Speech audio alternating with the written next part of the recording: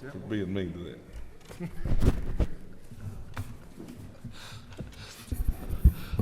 Okay, we just have too much fun in here.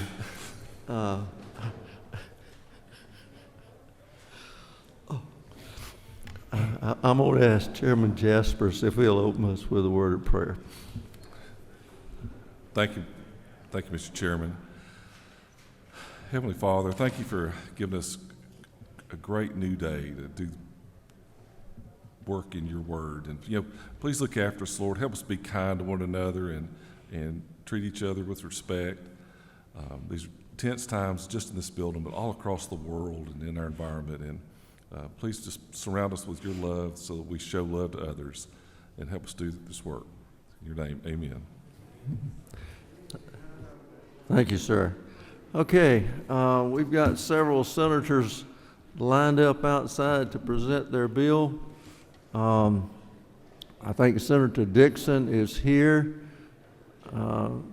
She has Senate Bill 49. After all the House members get in.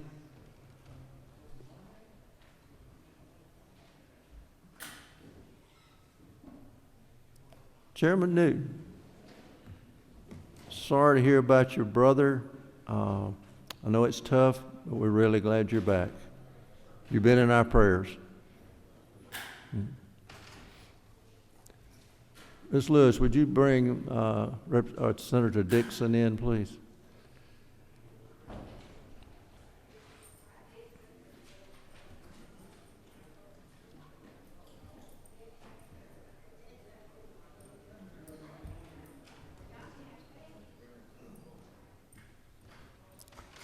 All right, Senator, go ahead. You have Senate Bill 49. Good morning, Mr. Chairman, committee members.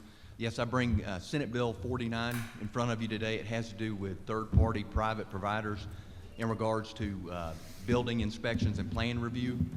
What this bill would allow would be for builders or contractors, they could use a third-party private provider in regards to these inspections, and then also with the plan review. And they wouldn't have to wait the statutory time frame, which for plan review it's 30 days, and for inspections it's 2 days. This is all kind of a rise from COVID, dealing with staffing issues at local municipalities, where they're cutting their staff in half, working 50 on, 50% off, in case somebody in the department contracts COVID. They wouldn't shut down the entire department, but with the strong real estate market, and then also coupled with dealing with COVID. They've had issues completing those, and some municipalities have had issues, completing those tasks, in the statutory time frame. And this would allow a builder to hire the third party. There would be a fee of 50% that would still be charged to the builder if they choose to go that route, because the counties or the cities would still have administrative duties and reviews that they would have to go through. Would be happy to answer any questions. Okay, well, anyone, oh, it's lighting up. Chairman Smith. Oh, Chairman Fleming, excuse me. He took your chair, goodness. Mr. Chairman, I might ought to move first. I didn't realize I took her chair.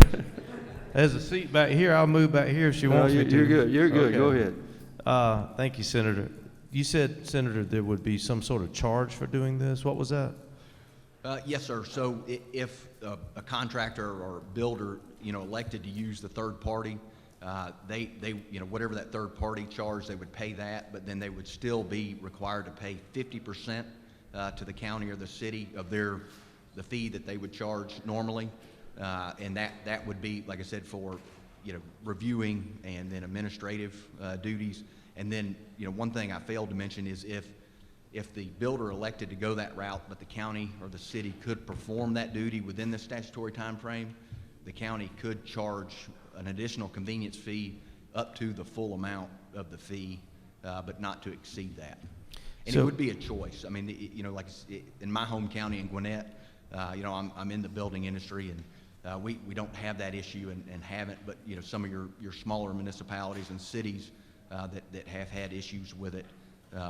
You know, it is a great benefit. So you just mentioned you'd have a choice. I'm looking at the bill on page 67, line 67, 68, and 69. The current law says that there already is a choice at the local level to do this. So what we're going to do is mandate that local governments allow this, correct? Yes, that is correct. Okay, thank you.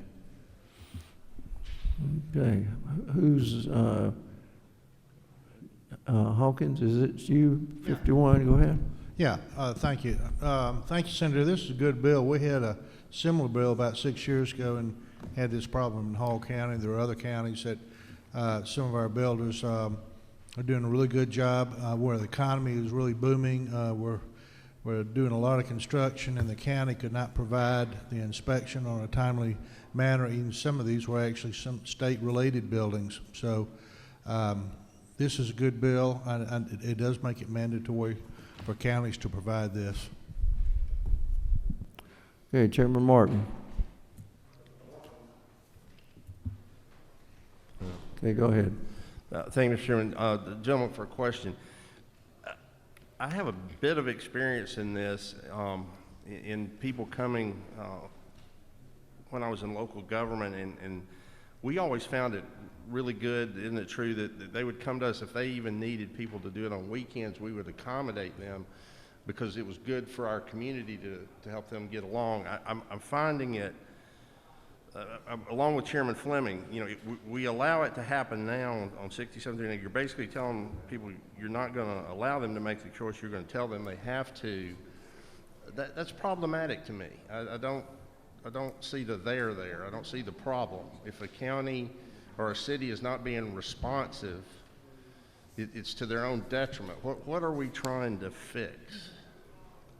Right. I think I understand the question. I mean, it would be up to the builder or the contractor. I mean, they could elect to use a third party or, you know, stay with the county and wait that statutory time frame. Should we just leave it up to then, gentlemen, another question, should we just leave it up to the builder and contractor to decide all the things that are going to go and get rid of the building codes and things like that? I mean, I understand what you're trying to do, and I guess I just have a concern about it because the county down the road, or the city, is it not true, is going to stand by if something goes wrong with that building, you know, and they were responsible for the inspection, but now they're not, and that third party that may have been a professional licensed inspector, but maybe gone from the state of Georgia 10 years down the road when a foundation goes bad or something like that. Who's going to be responsible for that building then? Right. You know, it's my understanding, I mean, like you said, I mean, they've got to be a qualified inspector, you know, if you choose to go that third route. But I mean, as far as the inspection, I mean, with the foundation, I'm in the home building industry, not the commercial, but, you know, typically there's a warranty, you know, that the builder gives, but currently there's no liability that goes back to the county once the inspection's done and everything's approved. I mean, you've got a warranty, a 210 warranty typically, you know, in the home building industry.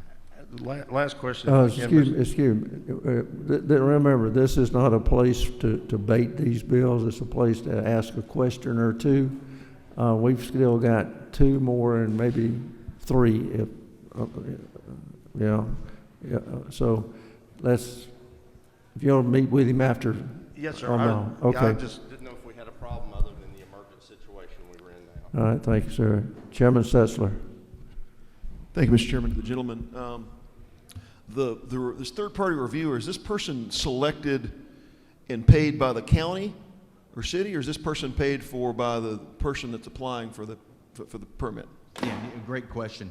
It would be paid for by the builder or contractor. Okay. They would pay for the third party.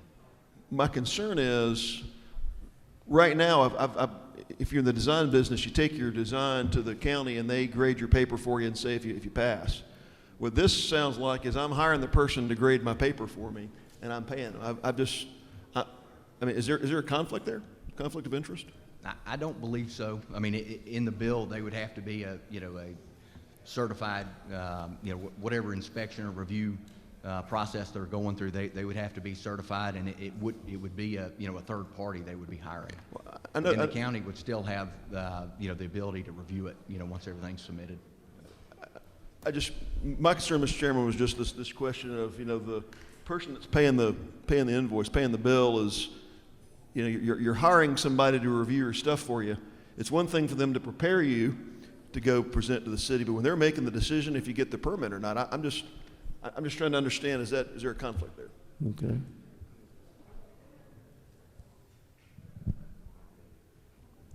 Chairman Taylor. Thank you, Mr. Chairman. Where is GMA on this? Have they voiced an opinion on this bill? Yeah, great question. There was a substitute that was added to it, an amendment, which was friendly, and we added it where there was some language added where it had to be a qualified inspector. So you couldn't, for an example, you couldn't have, talking about foundations, you couldn't have an electrical inspector come and inspect your foundation. They've got to be certified. And once we added that language, they became neutral. What about on the bill. ACCG? They're neutral as well Thank with you. that added language.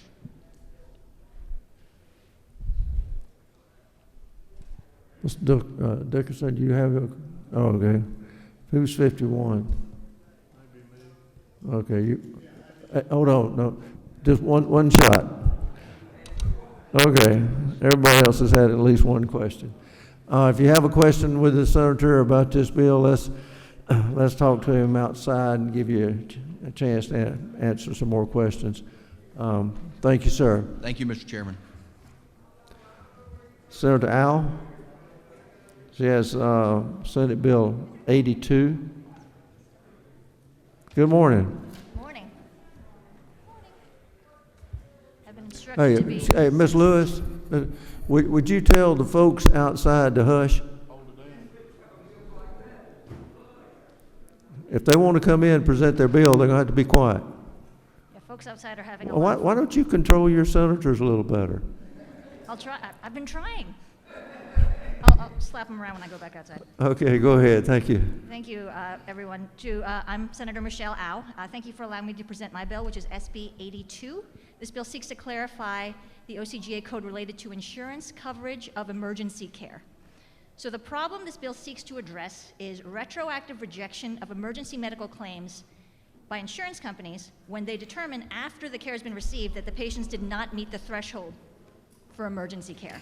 So my bill is very straightforward. It's a way to address a loophole that exists in the insurance code and seeks to protect patients from unfairly shouldering the burden of emergency care simply by adding a clarification that emergency care incurred for symptoms meeting the prudent layperson standard, and I am happy to explain what that means, should be covered regardless of what the patient's final diagnosis is. Okay. I've been told I should be succinct, but I'm happy to elaborate on any of those points. Okay. All right. I don't see any questions from anyone. Thank you, ma'am. Thank you so much. I'll tell them to be quiet.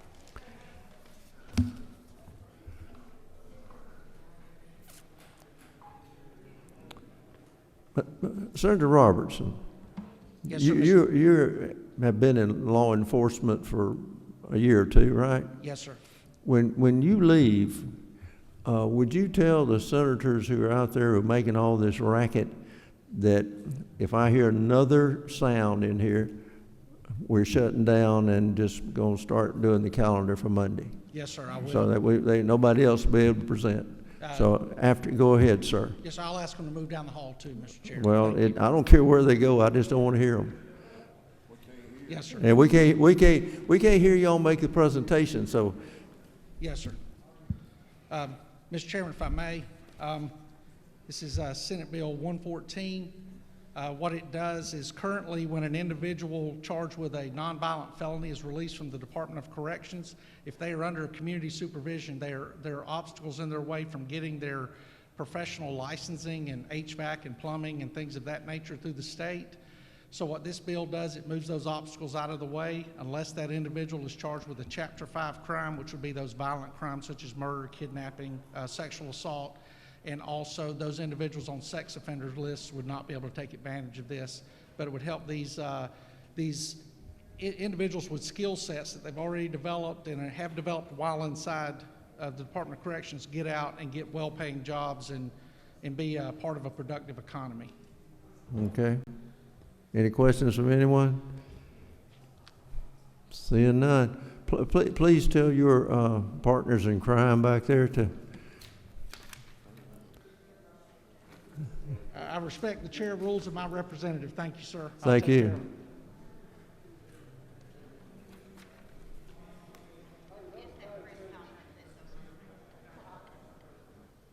Senator Brass, were you one of the ones making all the racket out there? No, sir, that's a little press conference going Oh, on, okay. Mr. Chairman. I Okay. tried to get them to hush, but they don't listen to me. All right, go ahead. You got Senate Bill 145. Yes, sir, that's correct. Under current law, the only way to get package sales on a referendum for a particular county or municipality is you have to get a petition signed by 35% of registered voters. This bill does two things. Number one, it lowers that petition from 35 down to 20%. And then it adds a second option of by local ordinance or resolution, a county or municipality can put it on the ballot themselves. Without the 20%. Without the 20%, that's Okay. correct. It's a either or. Okay. All right. Well, I don't see any questions. Thank you, sir. Thank you, Mr. Chairman. Senator Gooch. Yes, Senate Bill 159 and 165. Morning, Senator. Good morning. Just wanted to let y'all know the noise that you're hearing in the hall is coming from a press conference. It's not the senators or the other okay. members out there, but it is loud out Well, I'll apologize to each one of the senators then. there. No worries. 165 is an easy bill. It deals with electric vehicles and slow speed limit zones. Requires either like a triangle, like on a farm tractor, or a strobe light. It's an option, either or. Previously, we passed this bill a couple years ago that required the strobe on these smaller vehicles. The manufacturers that would like to come to Georgia would like to have the option of the triangle or the strobe light. And then Representative Hogan added an amendment to the end of it that would allow those permits to be purchased by the local tag office instead of the Department of Revenue, which would be a big savings for the taxpayer and a very good, better convenience for them as well. Okay, what about 159? SB 159 is a good bill for the school districts around the state. Every state other than Georgia allows the local school boards the option at their discretion to use alternative forms of transportation for children like with an EIP or IEP or homeless, displaced children. They can take them to and from their school activities or to and from home in a alternative vehicle other than a school bus.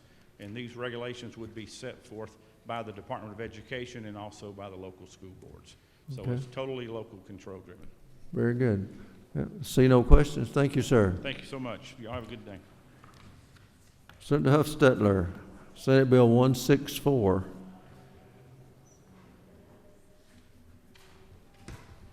Morning, Senator. Morning.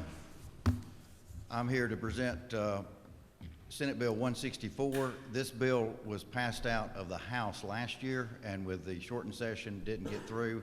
I was asked to bring it over to try to speed the process up this year and pass it out of the Senate.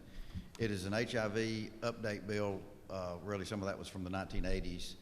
It takes out a couple of sections where it says the Department of Community Health will approve the test, which they don't approve them.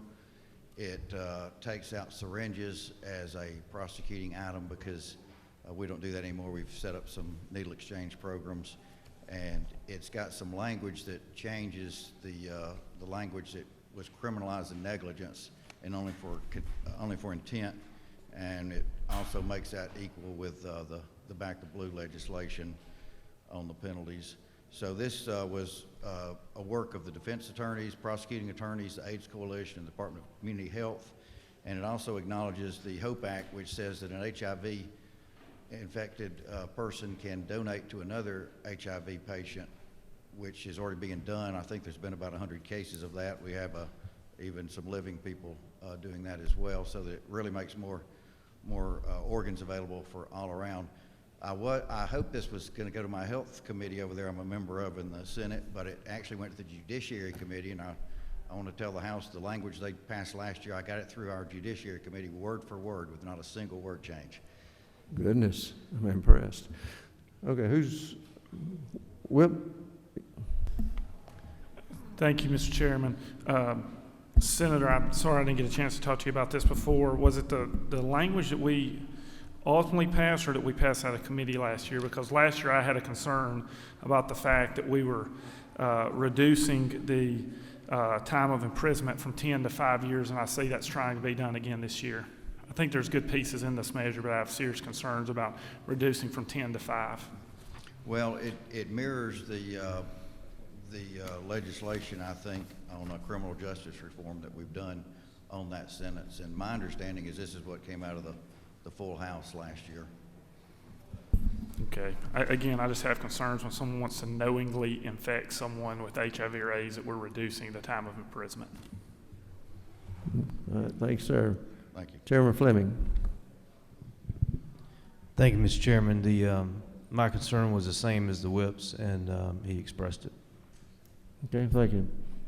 All right, that's all I see. Thank you, sir. Thank you, Mr. Chair. Senator Mullis comes in next.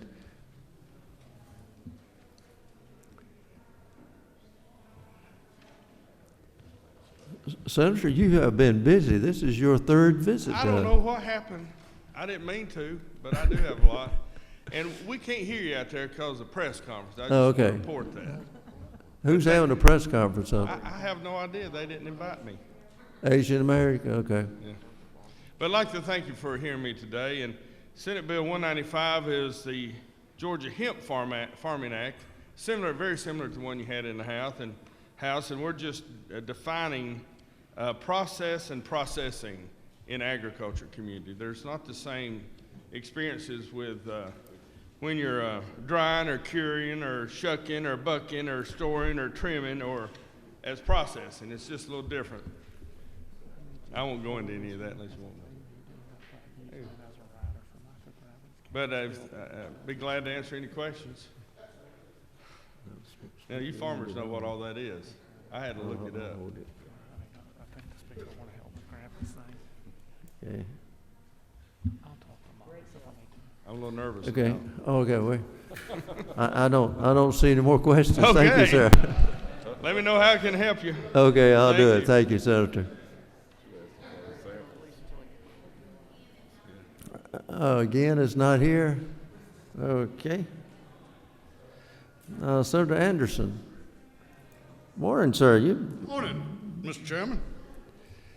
I bring to you today Senate Bill 247. It's about the like the Peach Commission, the Blueberry Commission, and Apple Commission. Right now, currently, they have to advertise if they want to change their bylaws. They have to advertise in the Atlanta paper, and it's so expensive, and it's not really getting to the right people. So now this bill makes it to where they can advertise in the market bulletin, and it really get to the people it needs to get to. Okay. See no questions. Thank you, sir. Thank you. Also, friendly reminder, I got Senate Bill 9 too, Mr. Chairman. Yes, sir. Thank you. Y'all have a great day. You too. All right, Senator Burke. Senate Bill 256. 256. Morning, Senator. Good morning, gentlemen and ladies. This Senate Bill 256 is a bill related to the Department of Public Health. It allows the commissioner to appoint her district health directors. Be glad to answer questions, Mr. Chairman. So they're going to appoint 159? As of now, it's 18. It's 18. Just okay. 18. All right. Chairman Hatchett. Senator Burke, Yes, sir. does Dr. Toomey or the Commissioner of Public Health now, or sorry, yeah, Public Health, do they have the ability to turn down the person that a local Board of Health recommends, or have I got that right, or am I missing that? As I understand the process, she does pick a candidate, but every county health board has a up and down vote, which is not a real problem when there's these one county health departments. But where I live and probably where you live, you know, some of these health boards are 18, 22 counties, and that's just very, very difficult for her to spend a lot of time going through that process when we need her focused on what her real job is, which is keeping Georgia safe. So she now makes a recommendation to the board, local board, Right. to hire somebody. Right. And so this bill she would not have to get approval of the local board? Right. Okay. Now, obviously, from the standpoint of management, she'd be stupid to hire somebody that couldn't get along with those people. I mean, so Right. keep that in mind. I mean, they still have to work together, but it just allows her a little bit more freedom to focus on what's important in her job rather than having sometimes to visit 20 counties to get approval for the person she wants to be in those roles. Thank you. Chairman Cooper. Thank you, Mr. Chairman. It also, if you can imagine, it puts the person that's hired in a pretty awkward position because it's like they're answering to two bosses. You know, that Dr. Toomey, and we're paying them. The state does. And yet they have to get approval from the local, and so it really makes it hard when we're trying to be and coordinate an effort on health care across the state. Mr. Wilkerson. Thank you, Mr. Chairman.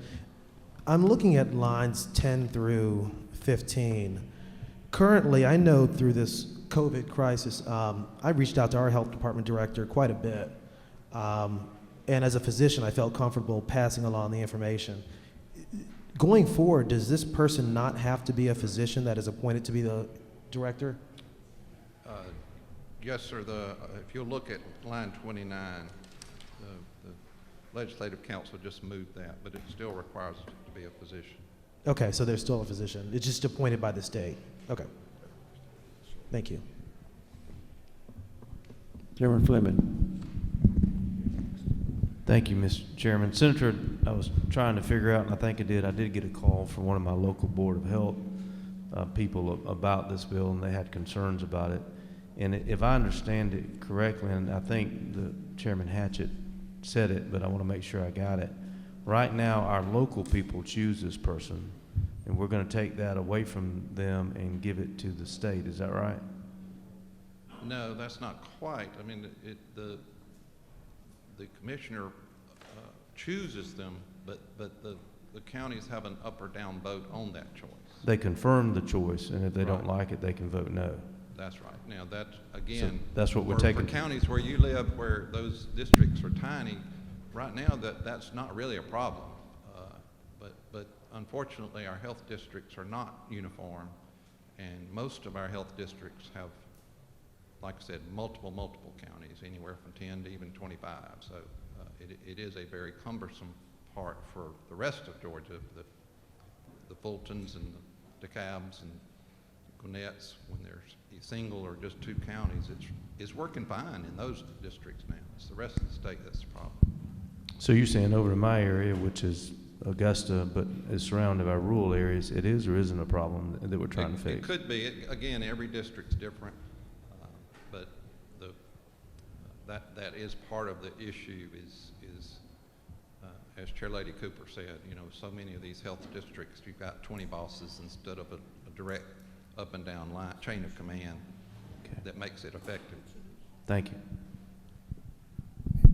Chairman Jaspers. Thank you, Senator. Just a question kind of following up on those two previous questions. Have these local boards ever turned down a nominee by the commissioner? Does that happen often? I don't have the answer to that. Okay. Will Kelly. Thank you, Mr. Chairman. I'm just trying to understand the process, and admittedly, this isn't a space I'm very familiar with. How are the local county Board of Health members selected or appointed? Who does that, or how does that work? The county commissioners, I believe, or and maybe city council. I mean, you know, I don't know again the details, but those are locally appointed boards, the county boards of health. Okay. All right. I think Chairman Fleming just cleared it up for me. I was just trying to understand that thought process. Thank you. All right. See no more questions. Thank you, sir. Thank you.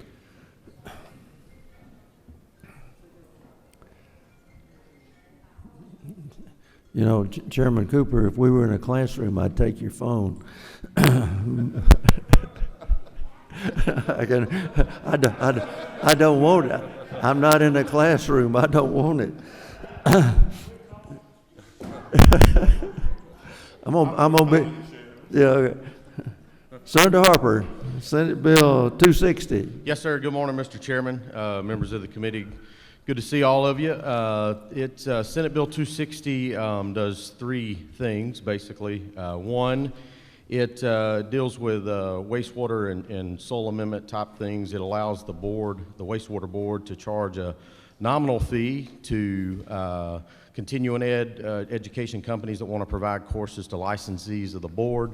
The other two things that it does is it's kind of cleanup from House Bill 1057, which this body, the General Assembly, passed last year, that deals with soil amendments. It clarifies that forestry byproducts that was left out of the legislation last year are exempted from that definition, and it also includes buffer width maximums, as that's kind of the normal practice in the code and what we've done throughout the code in Georgia when it comes to buffers, and that just clarifies that particular language and leaves them at 100 feet, or a maximum of 100 feet. That's what 260 does, Mr. Chairman. Okay. I don't see any questions. Thank you, sir. Thank you, Mr. Chairman. Hold on Appreciate one it. second. Yep. Got one. Mr. Williamson. Senator, is it true that you serve, isn't it true you serve on the Senate Rules Committee? I serve on the Senate Rules Committee, yes, sir. Is it further true that a certain senator that might be presenting the bill today was rather harsh to this House member the other day? It's possible that there was a line of questioning to my distinguished friend. Would most people in the general public consider those a mean attack on a otherwise well-meaning House member? Well, I guess it depends on how it was portrayed to my friend. Do you think it deserves an apology? Well, well, I will say this: we will not be asking that same line of question to my friend Representative Williamson going forward. Well, you can see how hard working this Rules Committee is, and I wish y'all could practice a little bit more decorum over there. Thank you, Senator.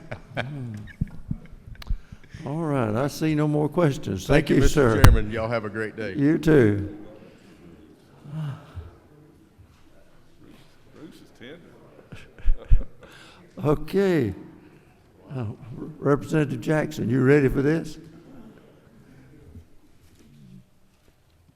There you go. Thank you, Mr. Chairman. I have House Bill 745, and what this bill does is allow our County Board of Education in Washington County to have nonpartisan elections. Okay. I see no questions. Thank you, sir. Thank you, sir. All right, so we had everyone except Senator Gann show up.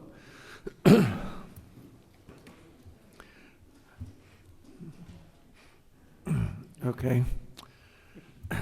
Representative Williamson.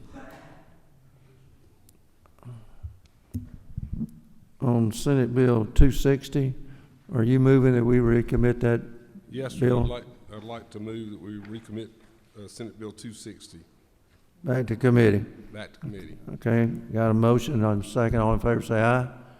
All opposed, like sign. It's gone. Thank you. All right. Let's take a look at, we're setting, excuse me, we're setting Monday's calendar. Has everyone gone down to the second floor and been tested? If you haven't, you need to, because I've only got 3 more to go. I was telling my wife last night, and I tell you, I don't know how many days of session we got left, but I know how many days I got to go spit in that cup. So, okay, we'll set Monday's calendar.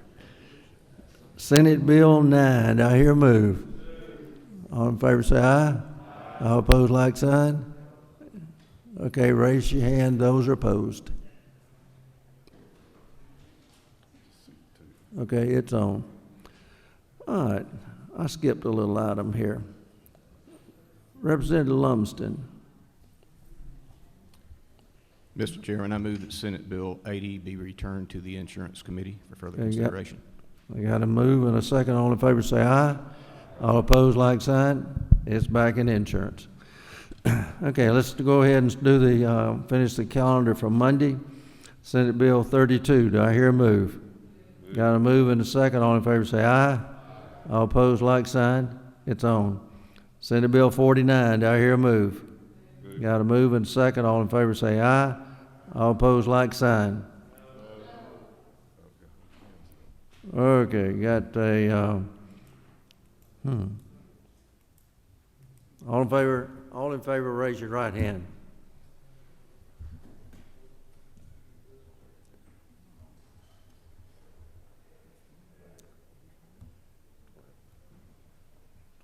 Okay. All opposed, like sign.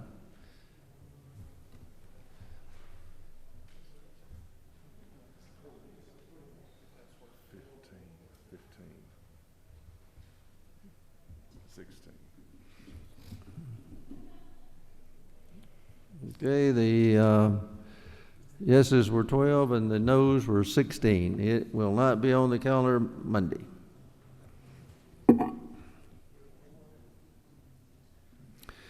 All right, let's go on down to Senate Bill 114. Do I hear a move?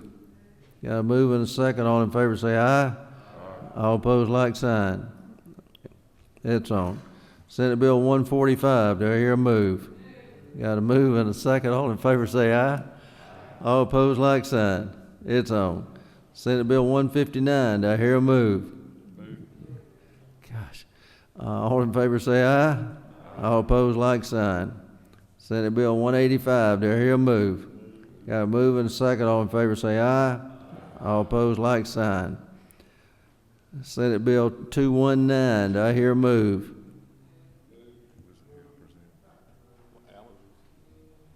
That's yesterday. Oh, we did. Okay, got a move and a second. All in favor say aye. All opposed, like sign. It's on. Senate Bill 247. Do I hear a move? Got a move and a second. All in favor say aye. All opposed, like sign. House Bill 745. Do I hear a move? We got a move and a second. All in favor say aye. All opposed, like sign. All right, let's go through these one more time so everybody will know which ones are on. Senate Bill 9, who will be carried by Chairman Newton. Senate Bill 32 by Representative Gullett. Senate Bill 114 be carried by Montahan. Senate Bill 145, Ballinger will be carrying. 159, Barr will be carrying. 185, Todd Jones will be carrying. 219, Powell will be carrying. 247, Meeks will be carrying. And 745, Jackson will be carrying. And I have Mr. Chairman from the House Caucus. Mr. Chairman, pursuant to Rule 33.3, I move that debate be limited to no more than 1 hour on each bill on the calendar for Monday, March 22nd. Time to be allocated by the Speaker. Okay, and I have a move and a second. All in favor say aye. Aye. All opposed, like sign. Okay, all opposed, raise your right hand.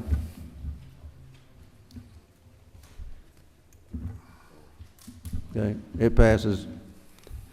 Limit the debate to 1 hour as discretion of the Speaker. All right, thank y'all. Y'all have a great day and see you